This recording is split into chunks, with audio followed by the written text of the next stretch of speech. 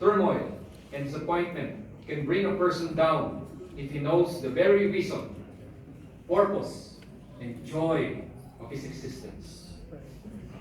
Today, we celebrate the birthday of PMA. Institutions do several activities to commemorate their birthday. Memorial wreaths are offered, high-performing employees, distinguished personalities, and stakeholders are recognized.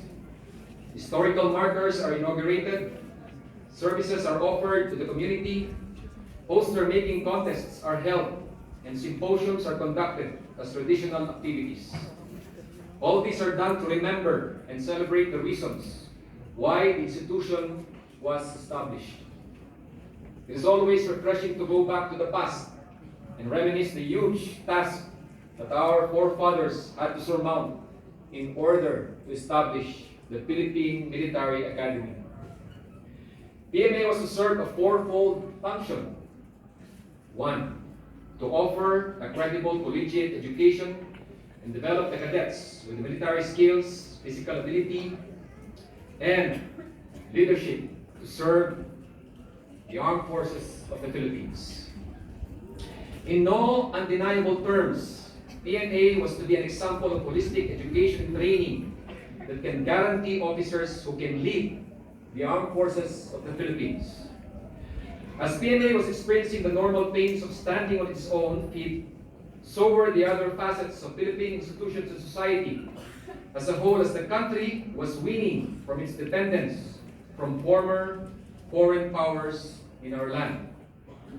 In retrospect, during these difficult years and decades, the challenge of building PMA was also a challenge to the rest of the Filipino people to stand on their own feet, learn from the mistakes of the past, and work for a better tomorrow.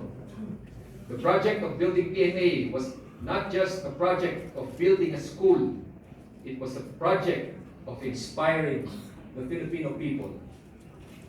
Fast forward to today, it is worthwhile to ask ourselves, where is PMA now and where are we going? How are we doing in performing our fourfold mission? Do we radiate holistic leadership education and training? Are we a community that inspires our cadets to be worthy leaders of tomorrow? Are we still an inspirational story to our Filipino people? These are not questions simply for reflection. These are not just questions as a means of respecting our pioneers. These are questions about our identity. Identity breeds action. Actions define a person. Habits chart a future. And so these questions question the very existence of PMA today. One thing is certain, we have an indubitable, illustrious history as a premier military school and an institution of the people. It is our solid duty not just to preserve it, but to add to its glory. And so we must confront the brutal facts that stain our institution. Like prophets, we have the calling to announce, renounce, and pronounce. Our task remains to announce to every cadet, officer, enlisted personnel, civilian employee, and stakeholder that PMA teaches what is right in every way, by every means, and in every situation. It must be our guarantee that our products will be warriors with a heart and soul. Let me repeat that for effect. It must be our guarantee that our products will be warriors with a heart and soul. This announcement of our educational goals must also come from our admission that some things must change, as some things do change. While the developments in the national security environment should necessarily affect our curriculum, the developments in education, philosophy, psychology, and sociology should also affect and help us develop how we perceive and conduct education in PMA. Yes, training is an art, but it's also a science that requires expertise. To be an institution of learning, we must be a learning institution. That is, we must learn from our mistakes, learn from other service academies, and learn from developments in the world. To do this, we must obey our calling to renounce all that is wrong and not follow maleficence, to poison our learning environment.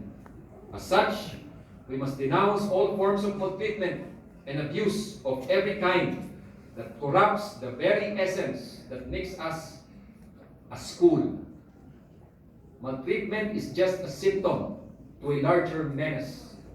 Like an exam, maltreatment was a wrong answer made by a few cadets. The questions raised by our cadets on how to live together, how to excel in all their endeavors, how to live honorable lives, and how to develop each other. Surely, maltreatment was, is, and will always be the wrong answer. Mediocrity, the twisted buhayan system, laziness, selfishness, shabby, lying, cheating, stealing, and tolerating such are just some of our nemesis in training that needs our condemnation in creed and in deed.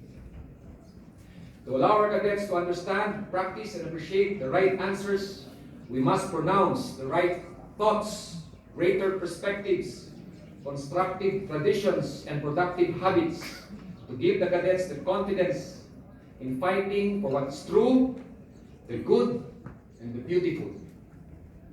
Politics rules in weak organizations, while the best ideas shine in successful organizations. All leadership is necessarily moral leadership. A leadership of humility, excellence, integrity, service, competence, compassion, and commitment must be pronounced in every subject of the curriculum, in every manual that is published, in every policy and process, in every interaction with the cadets, and in every opportunity in PMA. And it is at this point that we admit that the project of PMA remains to be a dynamic and continuing project that needs not just the help of every human being in PMA, but by every stakeholder, and especially by every alumnus, I should say, who, in their humble but powerful ways, impact not only how our cadets act, but more importantly, how our cadets think. Again, identity builds actions. Actions makes habits. Habits create a future. We call on the alumni to claim your rightful mission and responsibility in developing our cadets. With this, I commend all the units and personnel who, in their respective positions, contributed in announcing what PMA stands for through the quality of their work in denouncing acts and traditions that are unhelpful in the character development of our cadets, and in pronouncing the best values of PMA and the example of their individual lives.